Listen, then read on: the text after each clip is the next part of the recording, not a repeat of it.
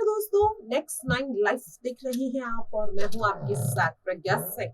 बहुत बहुत स्वागत है आपका हमारी आज के इस खास वीडियो में। आज के इस वीडियो में हम बात करेंगे देश की राष्ट्रपति द्रौपदी मुर्मू जी की। जी हाँ, आपको बता दें कि जिस तरह से आज सुबह से ही आजादी का 75वां स्वतंत्रता दिवस मनाया जा रहा है। सुबह सुबह देश के प्रधानमंत्री नरेंद्र मोदी ने दिल्ली के लाल किला पर झंडारोहण किया, जनता को संबोधित किया और अब इसी कड़ी में राष्ट्रपति द्रौपदी मुर्मू जी ने भी जनता को संबोधित किया है और साथ ही उन्होंने स्वतंत्रता सेनानियों को लेकर भी बहुत कुछ खास कहा है। क्या कुछ कहा है उन्होंने, आप भी जरा सुनिए। सामाजिक सद्भाव, मानव सशक्तिकरण और एकता को बढ़ावा देना है। 15 अगस्त 1947 के दिन हमने औपनिवेशिक शासन की बेड़ियों को काट दिया था।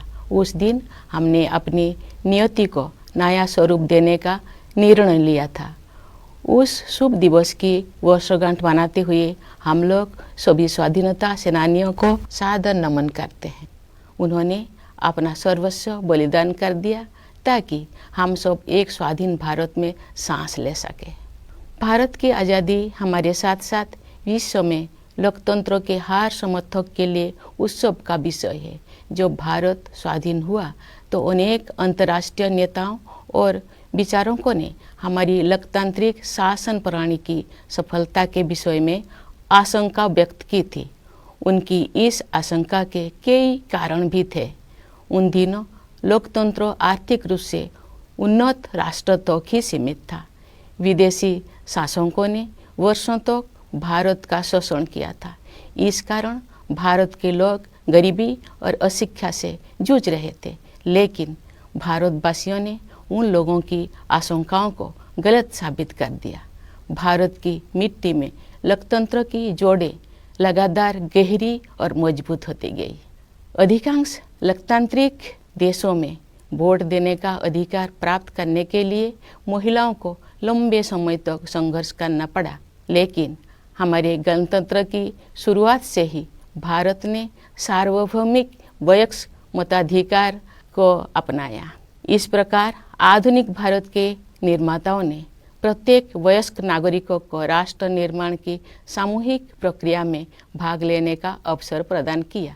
भारत को यह श्रेय जाता है कि उसने विश्व समुदाय को लोकतांत्रिक की वास्तविक क्षमता से परिचित कराया। मैं मानती हूँ कि भारत की ये उपलब्धि केवल संयोग नहीं थी। सभ्यता के आरंभ में ही भारत भूमि के संतों और महात्माओं ने सभी प्राणियों की समता व एकता पर आधारित जीवन दृष्टि विकसित कर ली थी। महात्मा गांधी जैसे महानायक के नेतृत्व में हुई स्वाधीनता संग्राम के दौरान हमारे प्राचीन जीवन मूल्यों को आधुनिक युग में फिर से स्थापित किया गया। इसी कारण से हमारे लोकतंत्र में भारतीयता के तत्व दिखाई देते हैं। गांधी जी सत्ता के विकेंद्रीकरण और जनसाधारण को अधिकार संपन्न बनाने के पक्षधर थे। पिछले 75 सप्ताह से हमारे देश में स्वाधीनता संग्राम के महान आदर्शों का स्मरण किया जा रहा है। आज़ादी का अमृत महोत्सव मार्च 2021 में दांडी यात्रा की स्मृति को फिर से जीवंत रूप देकर शुरू किया गया है। उस युगांतरकारी आंदोलन में हमारे संघर्ष को विश्व पटल पर स्थापित किया था। उसे सम्मान देकर हमारे इस महोत्सव की शुरुआत की गई। ये महोत्सव भारत की जनता को समर्पित है।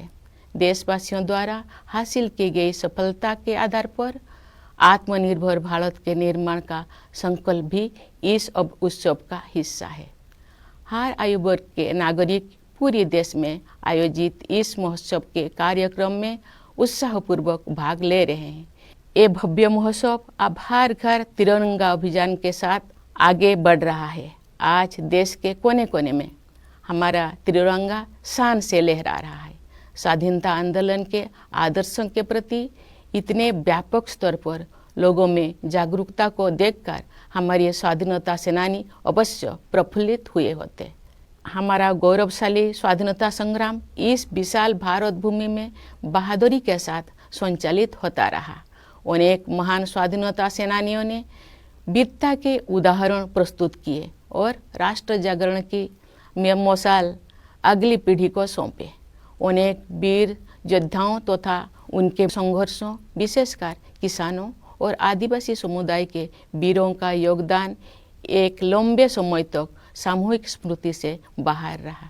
पिछले वर्ष से हर 15 नवंबर को जनजातीय गौरव दिवस के रूप में मनाने का सरकार का निर्णय स्वागत योग्य है।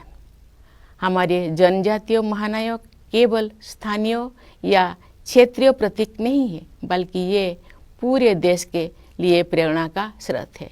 प्यारे देशवासियों, एक राष्ट्र के लिए, विशेष रूप से भारत जैसे प्राचीन देश के लंबे इतिहास में 75 वर्ष का समय बहुत छोटा प्रतीत होता है, लेकिन व्यक्तिगत स्तर पर ये कालखंड एक जीवन यात्रा जैसा है।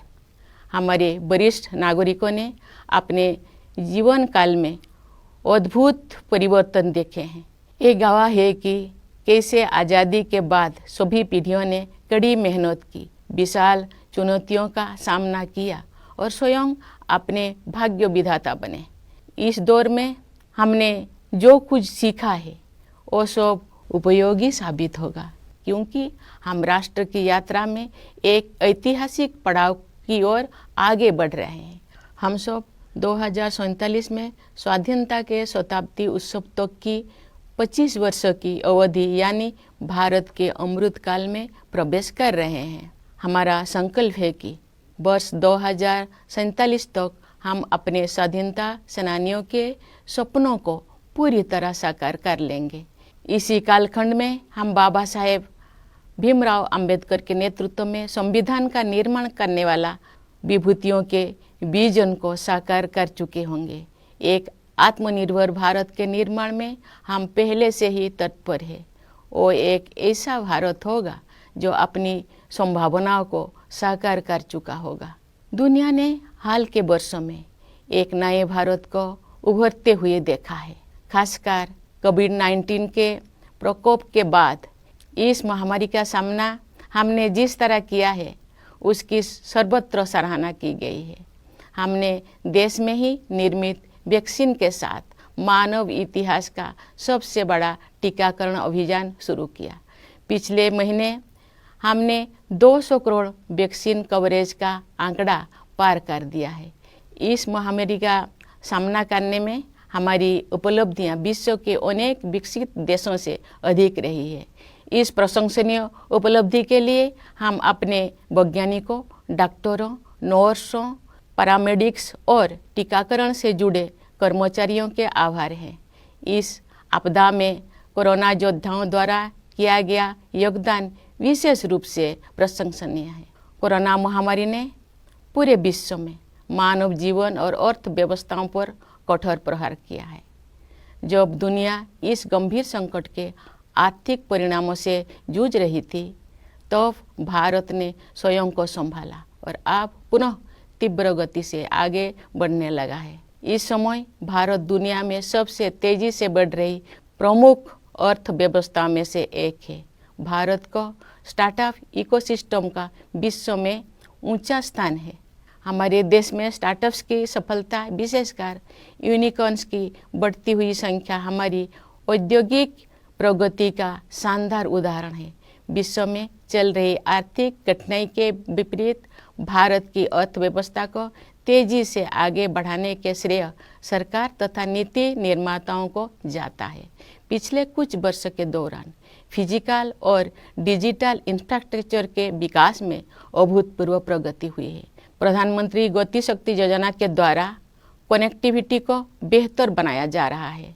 परिवहन के जल, थल, वायु आदि पर आधारित सभी माध्यमों को भलीभांति एक दूसरे के साथ जोड़कर पूरे देश में आवागमन को सुगम बनाया जा रहा है। प्रगति के प्रति हमारे देश में दिखाई दे रही उत्साह का श्रेय कड़ी मेहनत करने वाले हमारे किसान व मजदूर भाई बहनों को भी जाता है। साथ ही व्यवसाय की सूझबूझ से समृद्धि का सृजन करने वाले हमारे उद्यमियों को भी जाता है। सबसे अधिक खुशी की बात है कि देश का आर्थिक विकास और अधिक समावेशी होता जा रहा है तथा क्षेत्रीय विषमताएं भी कम हो रही है। लेकिन ये तो केवल शुरुआत ही है। दूरगामी परिणाम वाले सुधारों और नीतियों द्वारा इन परिवर्तनों की आधार भूमि पहले से ही तैयार की जा रही थी। उदाहरण के लिए डिजिटल इंडिया अभियान द्वारा ज्ञान पर आधारित अर्थव्यवस्था की आधारशिला स्थापित की जा रही है। राष्ट्रीय शिक्षा नीति का उद्देश्य भावी पीढ़ी को औद्योगिक क्रांति के अगले चरण के लिए तैयार करना तथा उन्हें हमारी विरासत के साथ फिर से जोड़ना भी है। आर्थिक प्रगति से देशवासियों का जीवन और भी सुगम होता जा रहा है। आर्थिक सुधारों के साथ साथ जन कल्याण के नए कदम भी उठाया जा रहे हैं। प्रधानमंत्री आवास योजना की सहायता से गरीब के पास स्वयं।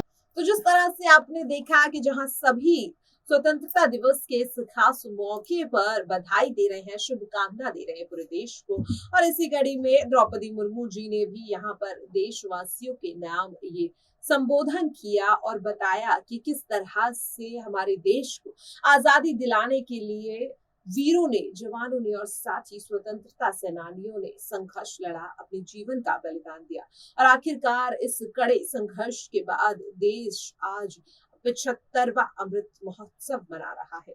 आप सभी को आजादी के 75वें स्वतंत्रता दिवस की ढेर सारी शुभकामनाएं, बहुत बहुत बधाई।